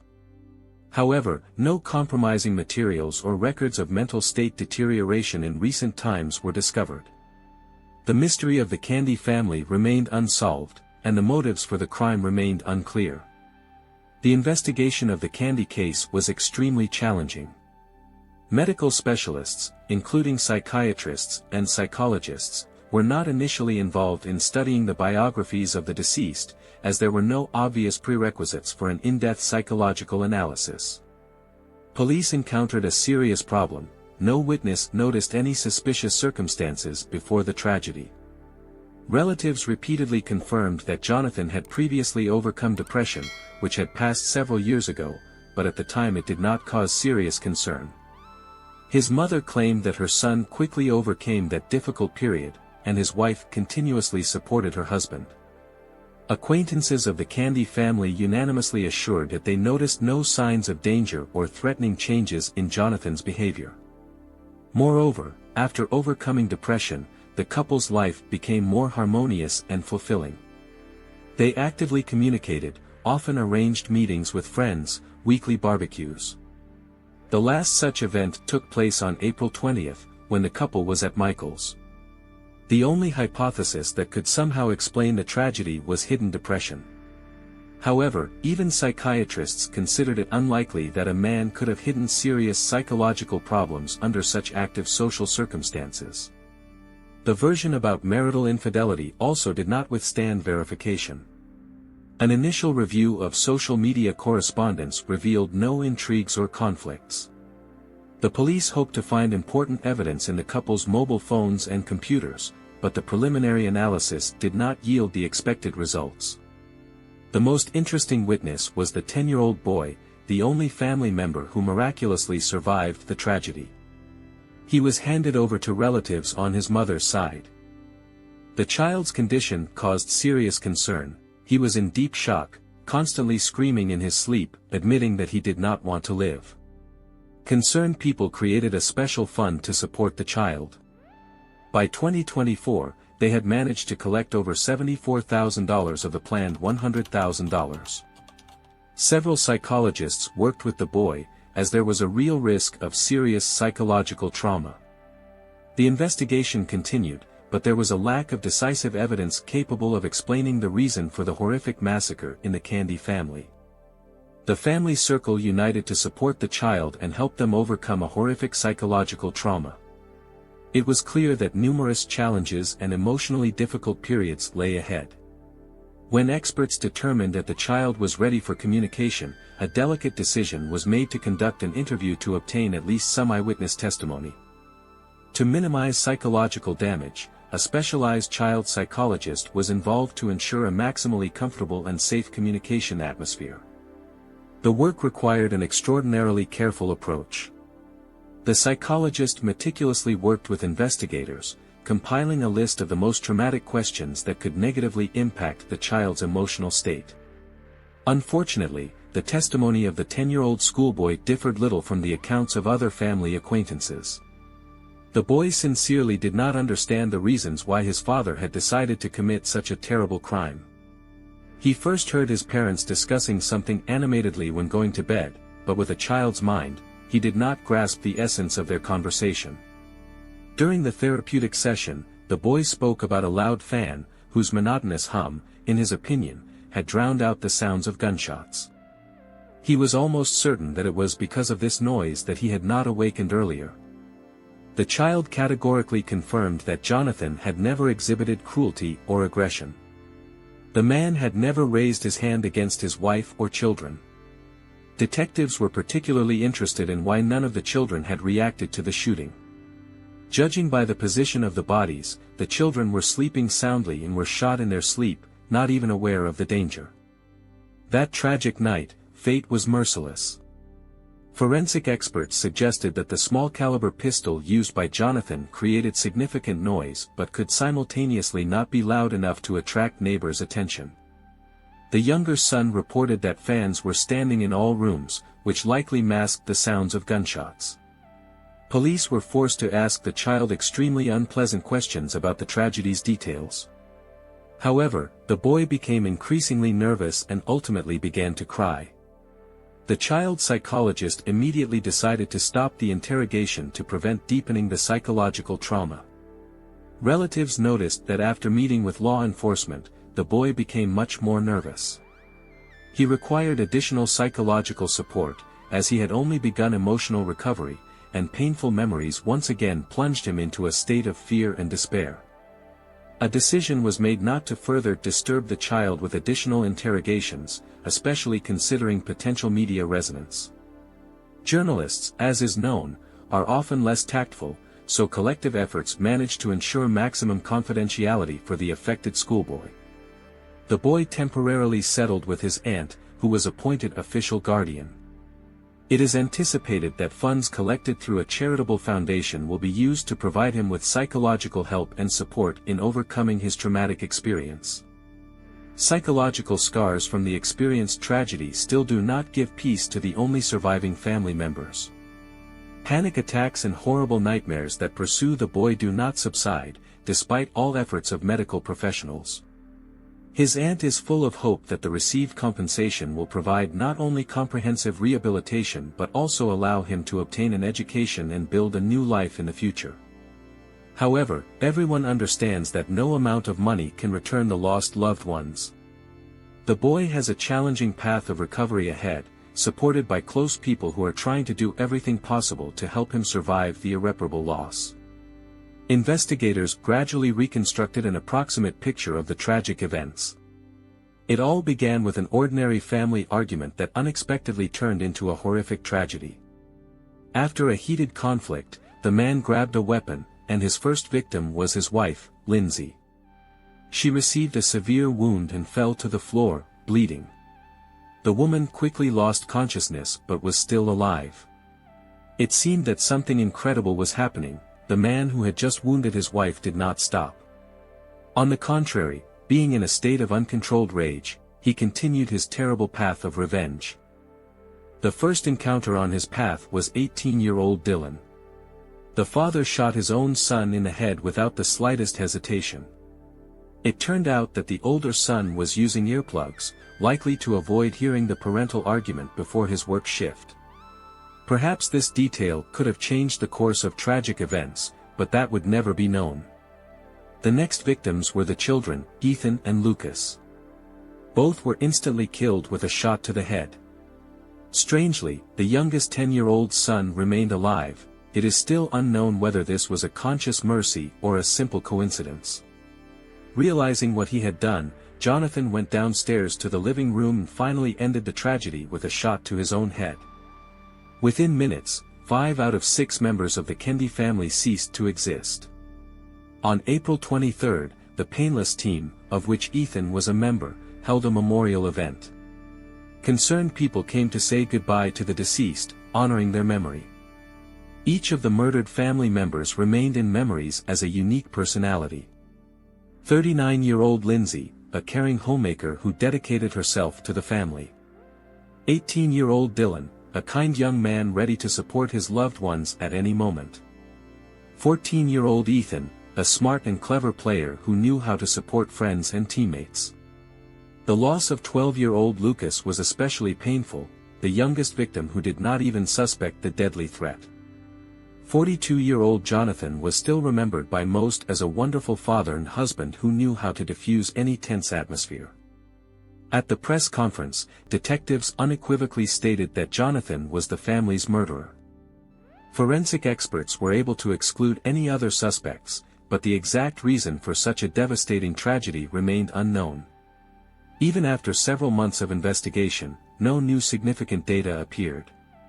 This circumstance became an excellent basis for various journalistic speculations and rumors. The surviving boy was forced to move to a new family due to constant media interest. He continues to struggle with psychological trauma, but according to his aunt, he has considerable spiritual strength and potential to overcome everything experienced. Life goes on, and despite the tragic nature of events, there remains hope that someday the pain of loss will slightly subside, and memories of loved ones will not be so painful. December 25, 1996, Boulder, Colorado, 4:30 p.m. The Ramsey family, parents and two children, 6-year-old daughter JonBenét and 9-year-old son Burke, went to visit friends. That evening, the celebration was enhanced by an invited Santa Claus, and little JonBenét received numerous gifts. The parents personally selected gifts for their daughter, a 2-wheeled bicycle, a large plush teddy bear, and a gold pendant with engraving. According to the Ramsey family's account, the celebration concluded at 9:30 p.m. The girl, exhausted from the eventful holiday day, fell asleep in the back seat of the car on the way home. Around 9:50 p.m., her father, John Ramsey, carried her in his arms to her bedroom on the second floor and gently placed her in bed. Early in the morning, the Ramsey family began preparing. The family planned to travel to their country residence, where they intended to welcome the new year. Patricia Ramsey, carefully preparing herself and her family, began descending the stairs from the third floor. Approaching the kitchen on the first floor, the woman did not check her daughter's room. On the last step, a note composed of 3 sheets caught her attention. The contents of the letter were shocking. An unknown kidnapper was reporting the abduction of JonBenét and demanding a ransom of $117,000. The note instructed the parents to place the money in a brown grocery paper bag and wait for a phone call between 8 o'clock and 10 a.m. It was especially emphasized that the parents should not inform anyone about the child's kidnapping, otherwise they would never see their daughter alive again. In a state of shock, Patricia rushed to her husband. John urgently checked the children. Burke was sleeping peacefully in his room, and JonBenét's bed was empty. Immediately calling the police, the call was received by the law enforcement dispatch at 9:25 a.m. Before describing subsequent events, it is worth examining the Ramsey family more closely in understanding the background of the tragedy. John Ramsey was a successful businessman, co-owner of an IT company. His wife Patricia had previously worked in the modeling business and participated in prestigious beauty contests, including competing for the Miss America title. At the time of her daughter's birth, she left her professional career, but her love for the beauty industry did not disappear. Instead, Patricia fully focused on promoting her daughter in this field. A unique phenomenon was JonBenét's rapid start in the world of children's beauty pageants. At 6 years old, she already had an impressive collection of titles: Miss Christmas, Star Kids, American Queen, Miss Colorado, and others. Modeling industry agents were confident in her future success. Media regularly published photos and stories about the young star. The Ramsey family belonged to an affluent social class, and their daughter was a widely known child star. It is worth noting that the outfits in which 6-year-old JonBenét was dressed often seemed inappropriate for a child, attracting ambiguous attention from those around her. After the phone call to the police, Patricia Ramsey and her husband began calling friends and acquaintances, informing them about the horrific event.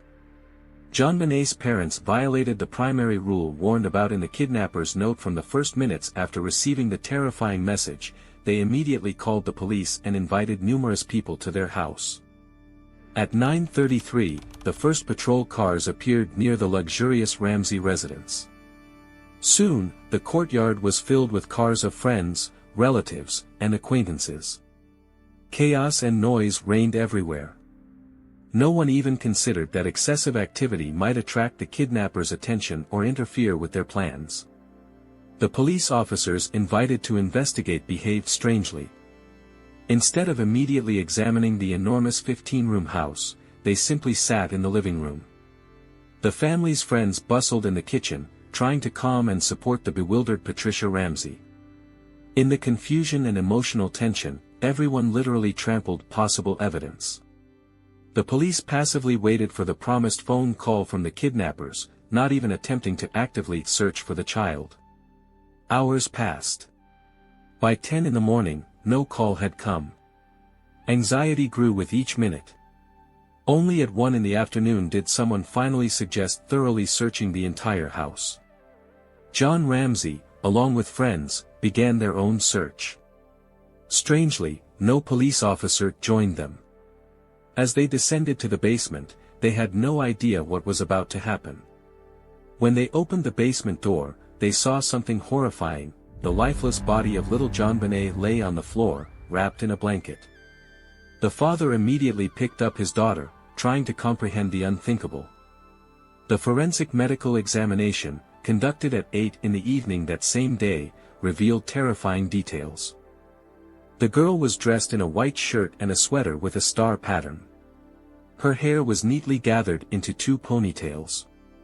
An engraved bracelet adorned her right wrist, while her left wrist was tightly bound with a knot of rope.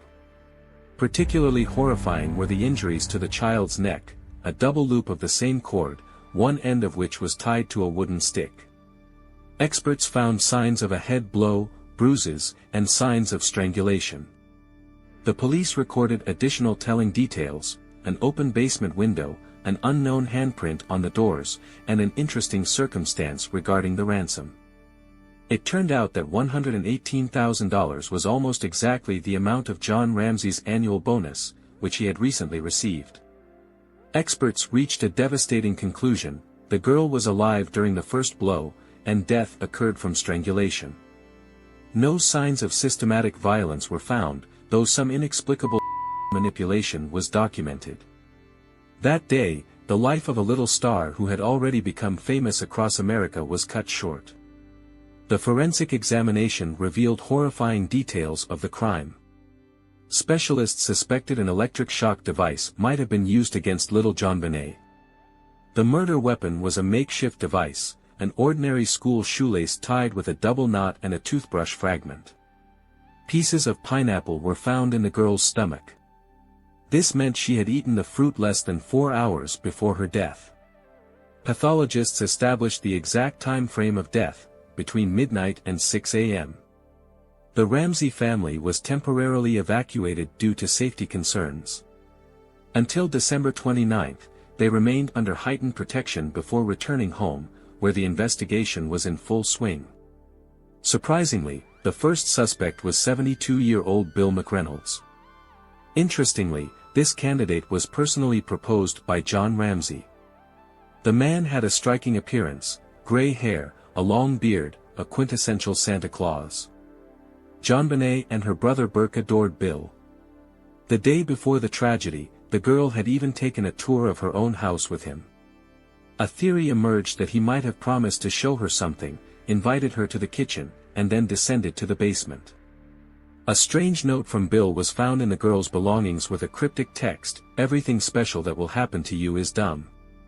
Additional intrigue was added by information about Bill's past. His daughter had once been raped, and his wife had even written a play about a girl's murder in her own basement. However, McReynolds had an ironclad alibi, confirmed by numerous witnesses. The next candidate was 26-year-old Michael Haig. The police found him in his trailer. One of his friends shared an interesting detail. In November 1996, Michael boasted about planning a job with a partner, hoping to earn around $60,000. The sum was remarkably similar to the ransom in the note, $118,000. However, beyond these words, no evidence existed. Moreover, interrogating Michael was impossible. He was in prison. The 38-year-old Gary Oliva raised particular concern. JonBenét's poems and an electric shock device were found in the trunk of his car. Previously, The man had been convicted of minors and even attempting to strangle his own mother with a telephone cord. Oliva lived just 10 houses away from the Ramsey family. He openly admitted to being obsessed with the girl. He even had a personal altar at home dedicated to the little beauty queen. The man collected her pageant photographs and had once placed her face on makeup money. His confession was striking: "I loved and respected her so much that I would never harm her." During the investigation, Oliva underwent a massive number of tests, including polygraph examination. It seemed that each suspect had something that could point to their involvement in the crime. And simultaneously, something that completely removed suspicions. Conducted tests completely ruled out Giriolev's involvement in the murder case. No direct evidence was gathered against him that would unequivocally indicate his guilt. The next suspect, and effectively the only person arrested in this case, was 40-year-old John Mark Carr. He was detained in Bangkok, the capital of Thailand. Law enforcement was concerned that the man had lived in a small town called Conyers Station, which was once home to the Ramsey family before their move.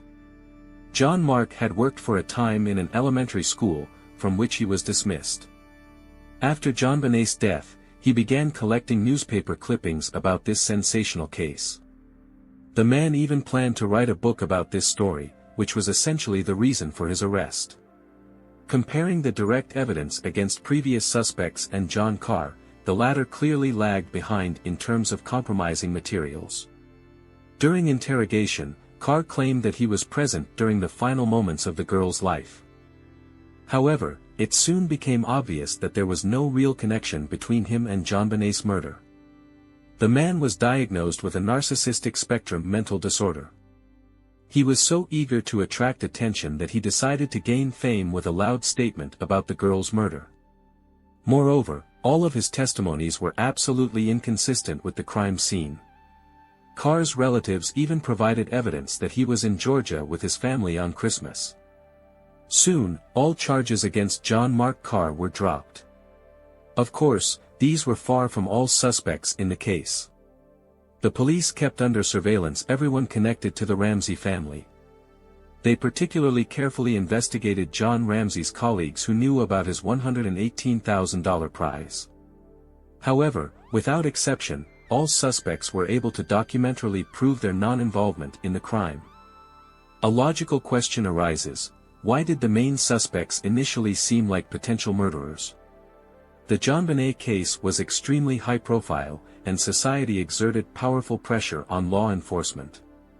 Because of this, investigative bodies began to consider everyone who had previous convictions or exhibited deviant behavior.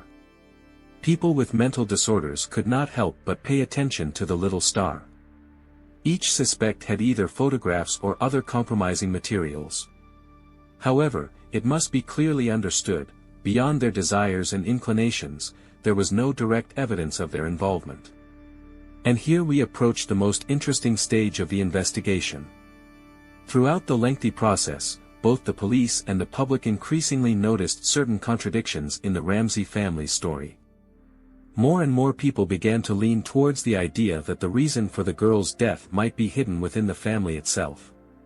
It turned out to be indicative that the girl was found wearing the same clothes she had been wearing the previous evening. Even her hairstyle remained untouched, her hair was not undone. The parents claimed they had undone her hair, but the facts spoke differently. It's worth mentioning the not fully understood circumstances of JonBenét's pineapple consumption. According to the mother's statement to a reporter, at 8 p.m. the girl was already soundly asleep and, of course, could not eat anything. However, toxicology examination results showed that the girl had consumed pineapple for hours before her death. Moreover, death, according to the official conclusion, occurred after midnight. This meant that the girl had eaten pineapple between 8 p.m. and midnight. The White family, with whom the Ramseys had been guests that evening, emphasized that the children had not approached the table at the end of the evening, they were playing, and JonBenét was soundly asleep in the car. However, in the Ramsey house kitchen, a plate with cut pineapple pieces was found. On this plate, there were fingerprints of the father, John Ramsey, and son Burke. This meant that someone remembered feeding the girl pineapple already at home. At the same time, the family did not even mention this in any of their testimonies. Another telling fact was the text of the kidnapper's note. The message clearly stated not to disturb the police, and the text contained a number of strange moments and contradictions. All these details created a rather unusual picture and forced the investigation and the public to ponder the true circumstances of the tragedy that occurred in the Ramsey family. As we already know, the Ramsey family quickly invited many people to their house.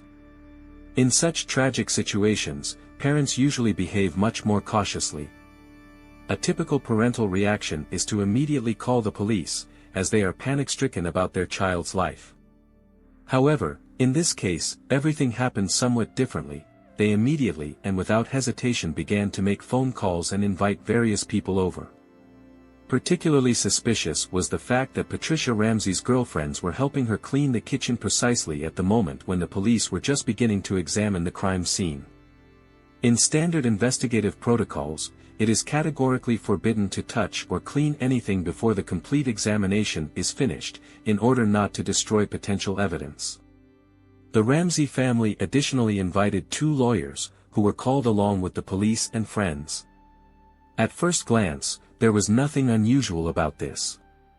However, it turned out that these lawyers were also helping to clean the premises, and precisely at the moment when the police were awaiting information about the kidnapper. If initially one could assume that cleaning was a way to help the family cope with stress, this detail later made investigators think much more seriously. Usually, parents of a kidnapped child are in complete mobilization and do everything possible to find the perpetrators, providing the most comprehensive information. Instead, the Ramsey family, on the contrary, actively hindered the investigation. For example, when the police asked John and his son Burke to provide written statements, they categorically refused. They were required to write a minute-by-minute account of their actions, a so-called psycholinguistic analysis, which is a quite effective method of checking testimonies. It is important to note that such an analysis needs to be conducted almost immediately after the crime, as over time the results become increasingly less accurate. Moreover, when they were offered a polygraph test, the family again refused. This strange behavior caused not just surprise among investigators, but genuine indignation. Because of this, they were in no hurry to release the girl's body for burial. Only with the help of lawyers did the family manage to achieve their goal. On December 31, 1996, JonBenét was buried. On January 2, 1997, 2 detectives went to Atlanta to take handwriting samples from Ramsey family members. At first, they resisted, but lawyers forced them to cooperate. All 3 family members wrote several text fragments. In total, 73 people from their immediate circle were examined. Graphological expertise revealed extremely telling facts. Among all the checked handwriting samples, only one maximally matched the note's text, the handwriting of JonBenét's mother, Patricia Ramsey. The note was written slowly, as if intentionally concealed. However, experts argued that it is extremely difficult to hide one's own handwriting, especially in a stressful situation. Experts counted over 200 matches between Patricia's handwriting and the note's text. Moreover, it was established that the note was written with a pen from the Ramsey family, directly in their house. At the beginning of 1997, the police received another interesting piece of information. A woman living near the Ramsey house claimed to have been in a relationship with John Ramsey. She openly confirmed the existence of such a connection, which added another unexpected turn to the investigation. The public statements of the couple were categorical and unambiguous. John claimed he did not know this woman, and Patsy immediately supported his version. Law enforcement, unfortunately, could not obtain any significant connections or evidence. On the fateful 30th of April, 1997, John and Patsy were called to the district attorney's office as suspects. The police hoped to also interrogate Burke, but the family's lawyers categorically refused, citing his young age. Patsy's behavior during the interrogation deserved special attention. Every time detectives tried to corner her with their questions, she would immediately go on the defensive. Her voice would rise, and her hands would wave almost theatrically, demonstrating emotional tension. When police officers drew her attention to the striking similarity between her handwriting and the handwriting in the kidnapping note, Patsy resolutely denied any resemblance. In her opinion, the only explanation for this similarity could be that the note was written by a woman. Strangely, when the same question was posed to John, he responded almost identically. According to him, the note was written by a woman. It seemed as if the couple had prepared a coordinated version in advance. After a day of interrogation, the family was allowed to return home. And then they resorted to an unexpected strategy.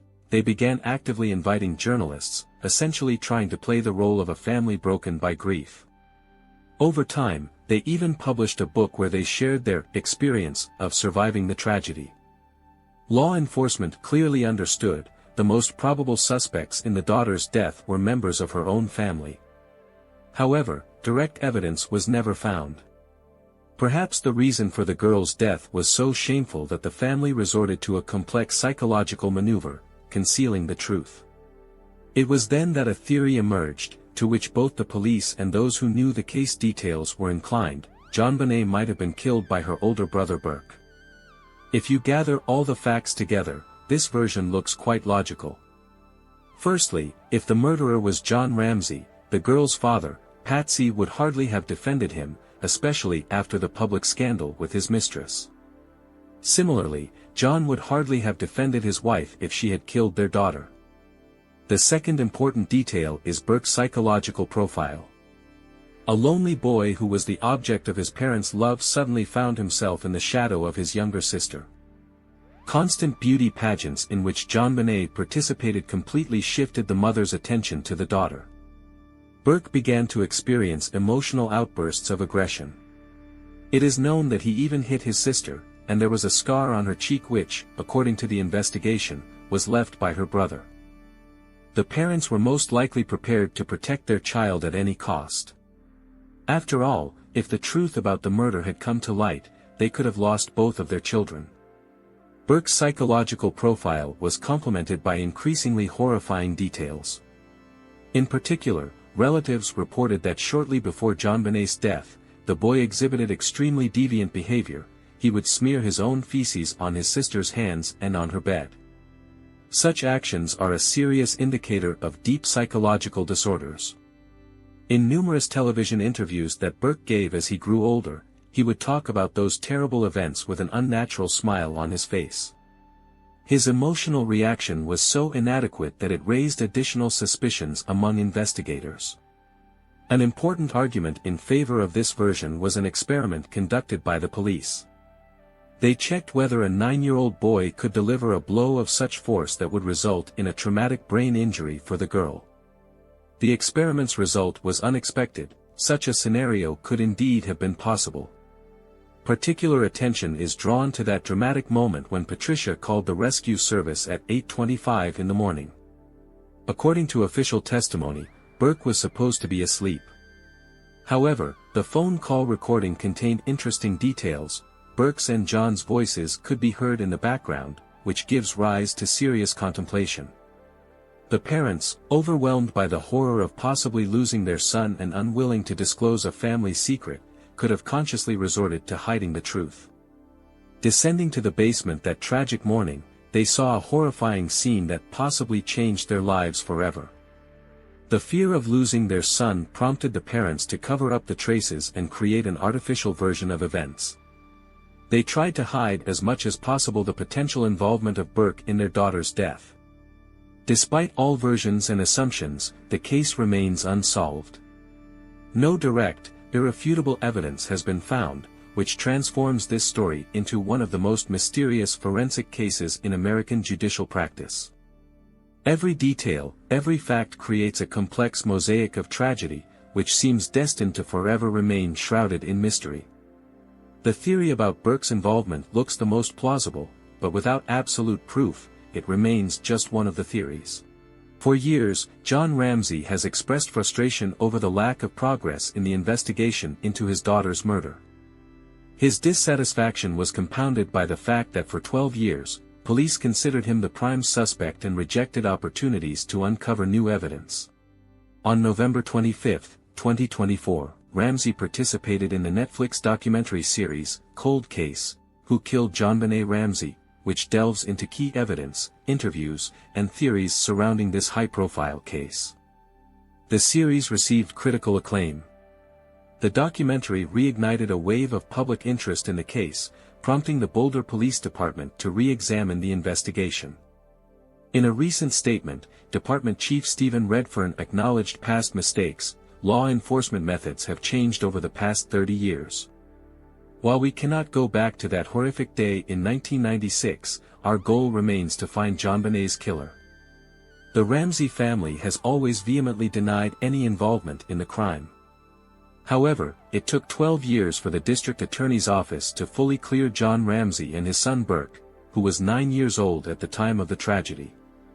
JonBenét's mother, Patricia Ramsey, did not live to see justice served. She passed away from ovarian cancer in 2006 and was laid to rest beside her daughter in Marietta, Georgia. Investigator Lou Smith insisted until his death that an unknown intruder was responsible for JonBenét's murder. Before passing away in 2010, he handed over his findings to his family, leaving behind a list of 887 potential suspects. His children and granddaughter, Jessie van der Woerd, have continued his work, gradually eliminating names from the list. However, the process remains slow due to the time and resources required to locate individuals, collect their DNA, and conduct testing. "We have allowed the killer to walk free for over 28 years," said John Ramsey. "It is now critically important that we investigate every credible suspect." The bloody events that occurred that evening would forever change the life of a little girl. When a criminal, consumed by an uncontrollable thirst for violence, breaks into a family home, it is hard to imagine what could save the life of a 10-year-old child. Would mere luck or fate intervene to protect her from bullets? The family lived in a typical farmhouse near the small town of Pampa, Texas, USA. They were an ordinary family with an established agricultural business, living a quiet provincial life. Michelle Conrad was raising 2 children, 10-year-old Robin and her older brother Zach Toon. After divorcing her children's biological father, she quickly met a new husband, Brian. He turned out to be a wonderful person who quickly found common ground with the children and soon became almost like a father to them. The couple married, and the family lived harmoniously and comfortably. At the time of the tragic events, Michelle was 6 months pregnant. Brian was particularly delighted about his upcoming fatherhood, dreaming of expanding the family. Robin was living an ordinary schoolgirl's life, a focused, clever girl who had excellent relationships with all family members. She even maintained a close connection with her biological father, who would occasionally visit her or take her for summer vacations. September 30, 2005, started as a completely ordinary day. Nothing foreboded danger. In the evening, Robin went to sleep as usual. However, in the middle of the night, she was suddenly awakened by her mother's terrifying scream. At first, the girl thought she was having a nightmare, but quickly realized something horrible was actually happening. Wary, Robin carefully approached her bedroom door. Suddenly, heavy footsteps were heard, and the door opened with a loud squeak. The girl managed to jump back into bed, trying to be invisible. The next moment, deafening shots rang out. 2 bullets whistled very close to her, literally a few centimeters from her left arm and leg. One bullet hit the wardrobe, but in the darkness, the unknown assailant did not realize he had missed. The criminal left and headed to the adjacent room where Zach was sleeping. Shots were fired, the boy's screams were heard, and then everything went silent. Robin was in a paralyzing state of fear. She decided to play dead, hoping this would save her life. For about 2.5 hours, the girl lay motionless, afraid to move. She felt the killer was waiting for the slightest movement to finish her off. Only later did Robin dare to get up and look around. Taking her mobile phone, she called the emergency service, 911. Her voice trembled from fear and cold. She told the operator that she had heard shots but was afraid to move around the house. When the police arrived at the scene, the picture was horrifying. The entire family had been shot. Brian had received 3 gunshot wounds, Michelle, 6, and even the family dog was killed twice. Zach was killed in his sleep. The bullet hit directly in his head. He probably didn't even understand what was happening. Robin, the only survivor of that terrible night, ran out to meet the law enforcement officers, in a state of shock. She was immediately taken to a patrol car after she recounted the horrific events.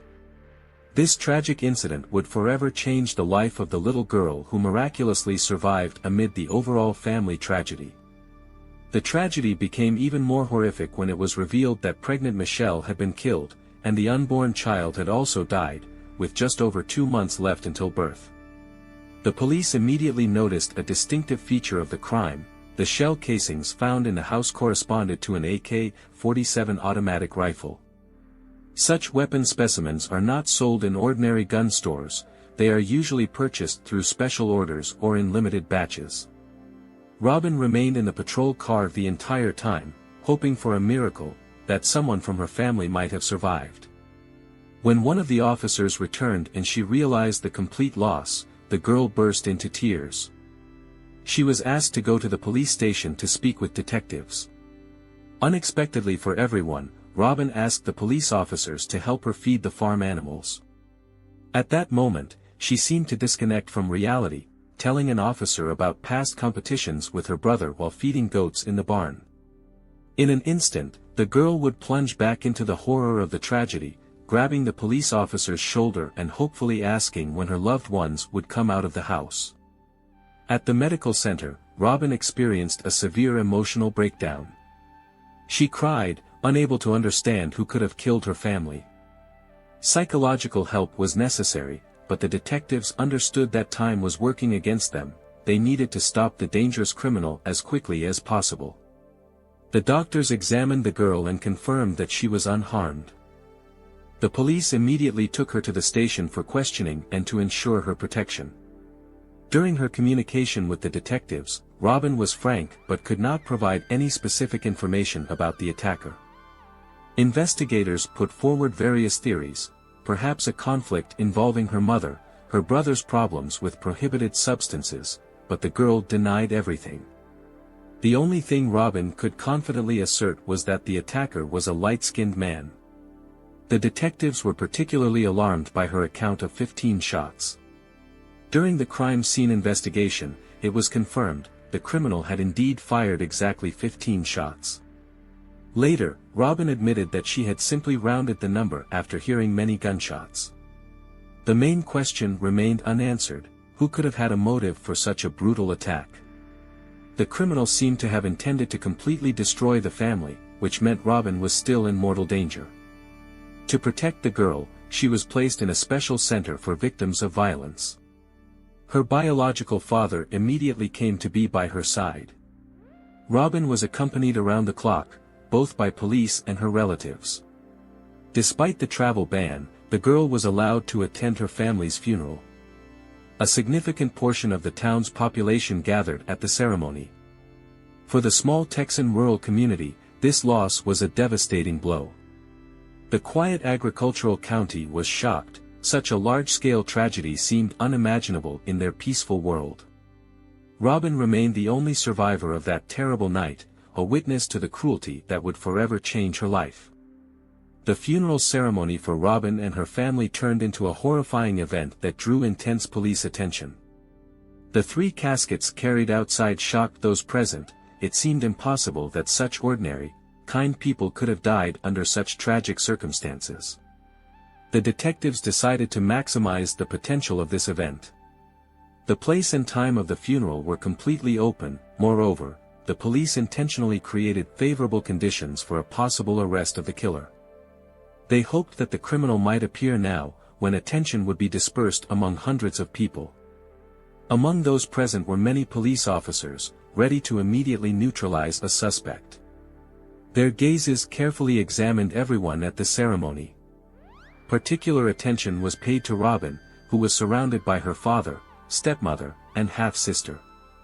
However, despite all the careful observation, no suspicious persons or movements were noticed. By that point, forensic experts had already completed a detailed examination of the crime scene.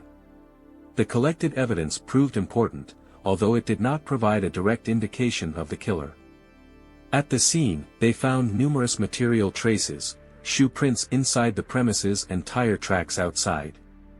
Experts carefully analyzed the tire tread pattern, hoping to obtain at least some clue. However, the investigation was complicated by the complete absence of biological evidence. No fingerprints or DNA samples of the attacker were found. Only the victim's blood remained at the crime scene.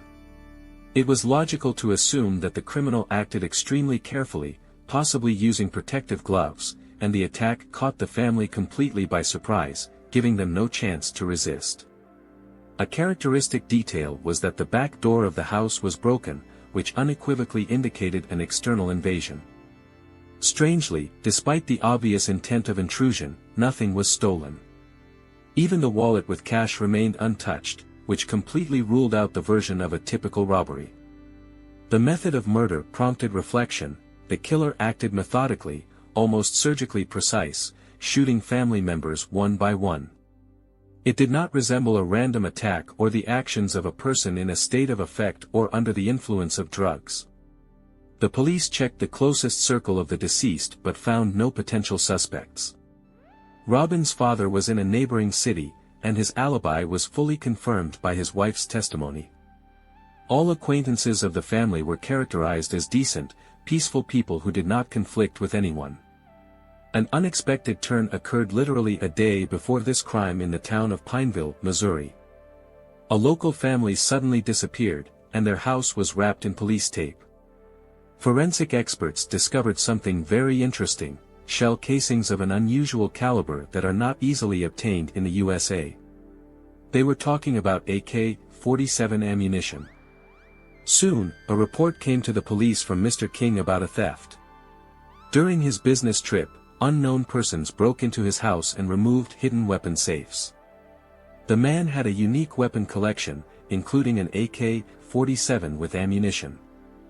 The police immediately noticed a striking similarity. The shell casings found at the McCool family murder scene completely matched the description of the weapon stolen from King. Mr. King himself had a solid alibi, but there were people in his family quite capable of committing such a crime. The investigation was reaching a dead end. The brutality of the murders, the methodicalness of the attacker, and the complete absence of an obvious motive were turning this case into a true mystery for law enforcement. Investigation was reaching a critical stage as law enforcement focused their attention on Levi King, a young man who could be the key to solving a series of brutal crimes. The King family was almost entirely subjected to meticulous interrogation, with the exception of Levi himself, who was on the run. Family members almost unanimously suspected Levi's involvement in the robbery of the Makulov family. In their opinion, he stood out especially negatively against the backdrop of an already troubled family. The biography of the 23-year-old was more than telling. 2 years earlier, he had already served time for an especially cynical robbery. The young man not only stole valuables from a neighbor but also set fire to their property. As a result of this crime, he was sentenced to 14 years of imprisonment, of which he had served less than 3. Literally a week earlier, Levi was supposed to be transferred to another correctional facility. However, the young man desperately craved freedom and escaped en route. Even after the high-profile murder of the Robin family, he continued to remain outside the law. Missouri law enforcement was absolutely certain Levi was extremely dangerous and could instantly use a weapon. Through mass media, a large-scale warning was issued to citizens: if the suspect was spotted, they should immediately contact law enforcement but not attempt to detain him independently. An unexpected turn of events occurred at the border with Mexico, in El Paso, Texas. The Border Patrol detained Levi when he was apparently planning to escape the country. The young man stopped and quite calmly informed them that he had a weapon in the trunk. During a more thorough check, it was discovered that the pickup truck he was using had been stolen. At the police station, Levi behaved extremely strangely. Within just 15 minutes of communicating with detectives, he confessed to the double murder of the Makulov family. Moreover, he detailed the circumstances of the crime and even explained how to find the victims' bodies. When officers verified the provided information, the horrifying picture was confirmed: Levi had indeed killed the married couple Orly and Doan Makulov. The criminal's explanation was shocking in its absurdity.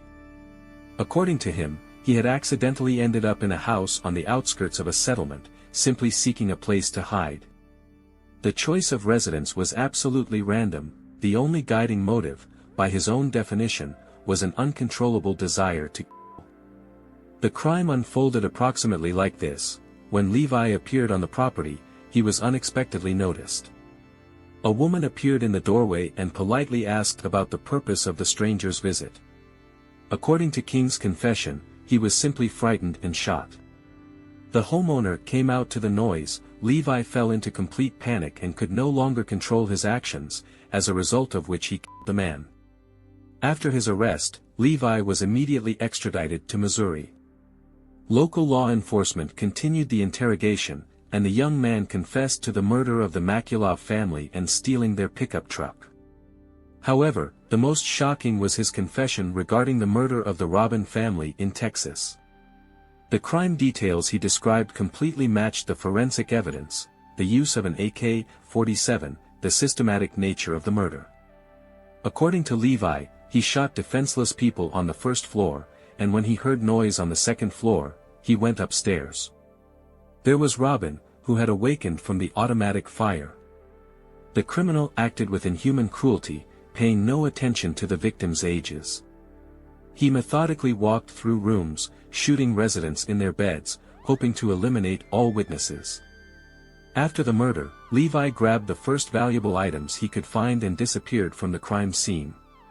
At the time of Levi's arrest, Robin, miraculously saved during the attack, was under heightened protection, suffering from constant fear of revenge.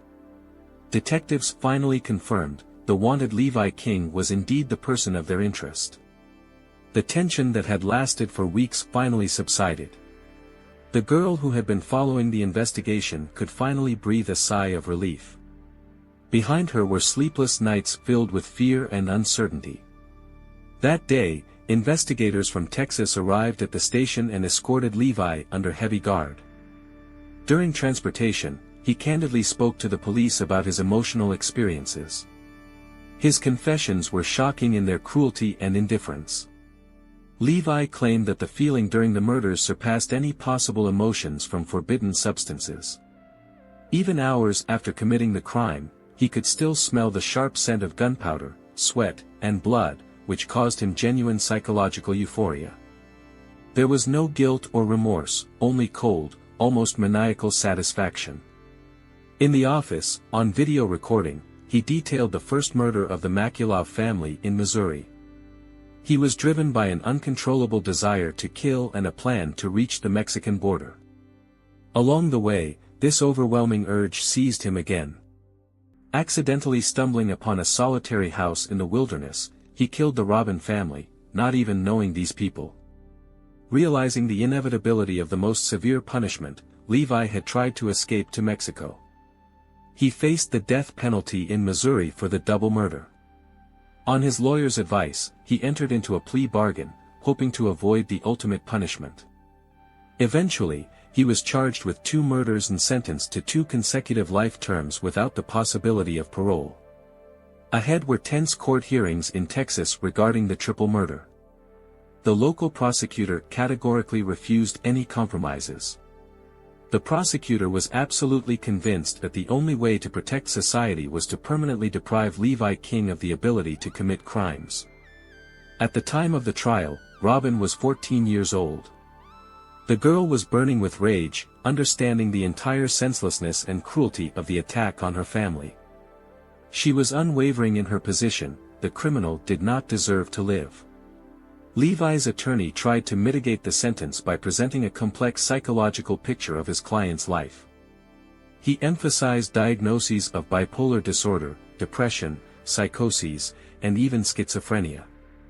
Levi grew up in a dysfunctional family, one of 7 children deprived of parental love and care. From early childhood, the boy exhibited clearly pronounced antisocial behavior. His alcoholic father treated him cruelly, while his mother remained indifferent. Even in elementary school, Levi committed arson, used forbidden substances, and tortured animals. The parents, suffering from addictions, paid no attention to their children. Turan, his father, not only regularly beat his son but also introduced him to alcohol and drugs. In his teenage years, Levi was already using heavy narcotic substances. He grew up in poverty and constant psychological oppression. The police officers who first entered the King household were shocked by what they saw. One of the walls was completely covered with ritual knives, swords, and damaged firearms. Despite constant lack of funds for basic needs, Levi always found money for ammunition and weapons. Public opinion was divided. Some believed he did not deserve to live, while others insisted that life imprisonment without the possibility of early release was a much more cruel punishment. The defendant's combative behavior sharply contrasted with his lawyer's soft assertions. They insisted that their client was an ordinary youth who became a victim of adverse life circumstances, falling under the destructive influence of an aggressive social environment and traumatic childhood. In contrast, the prosecution was convinced they were facing a genuine dangerous predator simply waiting for the right moment to attack. During the court hearing, they presented a horrifying account of a young man who described his bloody adventures to law enforcement with particular cruelty, meticulously detailing the smell of blood and gunpowder during extradition from Missouri. Robin, the miraculously saved victim of the attacker, became the key figure in this dramatic case. For her, the trial turned into an incredibly challenging ordeal. Throughout the previous years, she had been battling a severe form of post-traumatic stress disorder, constantly living in fear that all her efforts and hopes might prove futile. Despite everything, the girl was filled with unwavering determination to look into the eyes of the killer who had ruthlessly taken away her most precious possession, her family. The courtroom, journalists, and those present were waiting with enormous tension for her testimony. When she first made eye contact with the defendant, she was stunned by the emptiness and coldness radiating from his eyes. By the time of their meeting in the courtroom, Robin was overflowing with rage and hatred, sincerely wishing death upon the perpetrator. However, seeing him in person, she unexpectedly felt mercy and was even able to forgive him. She decided there was no point in spending precious life energy on feelings toward such a soulless being. Learning more about the defendant's biography, Robin realized that Levi essentially had no chance of becoming a different person given the circumstances of his life. After both sides presented their arguments, 12 jurors retired for deliberation. What struck them most was the complete illogicality and randomness of the murders. It turned out that the victims were chosen absolutely chaotically, without any logic or motivation. The prosecution painted a horrifying portrait of Levi King as a true monster and insisted on the highest punishment, the death penalty. For almost 8 hours, the jurors meticulously analyzed all case details. Eventually, they made an unexpected decision, demonstrating mercy. Instead of execution, they sentenced the man to life imprisonment without the possibility of parole. Contrary to the prosecution's insistence, it was decided to extradite Levi King back to his home state of Missouri to serve his appointed sentence. For a prolonged period after the tragedy, Robin struggled with deep psychological traumas. Terrible nightmares haunted her every night. She couldn't sleep peacefully or even go outside without accompaniment. Years later, painful memories of her experience continued to destroy her inner world hour by hour. However, thanks to the support of her loved ones and her own incredible inner strength, the girl managed to gradually overcome the trauma. Robin thanks fate every day for the chance she was given, a chance denied to the rest of her family, and tries to live on, carrying the memory of her most beloved people through the years. I look forward to hearing your thoughts in the comments. Subscribe to the channel. Until next time, friends.